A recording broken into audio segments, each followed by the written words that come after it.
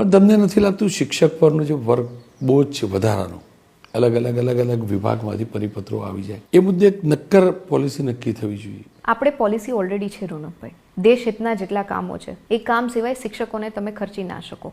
બીજી વસ્તુ કે આ જેટલા પણ કામો છે એ એમના શાળાના સમય પછીના છે અને છતાં એમને બીજા અન્ય કામોમાં એમનું અલ્ટરનેટિવ કેવી રીતના વિચારી શકાય. અમે તો પ્રોપરલી એક ટેબલ ઉપર આવવા માંગીએ છીએ કે ભાઈ ડેફિનેટલી જો આ બાબતે સુધારો થતો હોય તો અમે કરવા ઈચ્છીએ છીએ. સમસ્યા બેન ત્યાં છે, દરેક કાર્ય દેશહિતનું જ દેખાય. શાળાના 100 મીટરની અંદર 5 સિગરેટ તમાકુનું વેચાણ થતું અટકાવવું, એમ જોઈએ તો દેશભક્તિનું જ કામ છે. બિલકુલ.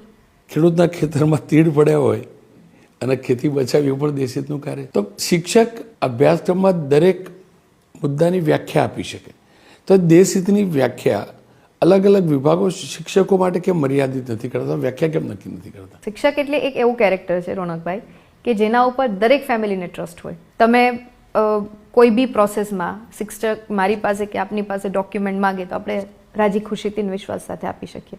તો આ એક ભરોસો સંપાદન કરવાનું કામ એટલે શિક્ષકોને આપણે એનરોલ કરીએ છીએ. શિક્ષણ સિવાયની જે પ્રવૃત્તિઓ છે એમાં એમનો સમય કમસે કમ ઓછો થતો રહે અને એની વૈકલ્પિક વ્યવસ્થા ઊભી કરવા માટે એના માટે પણ સરકાર વિચારી રહેતી હોય છે ઘણી વખત.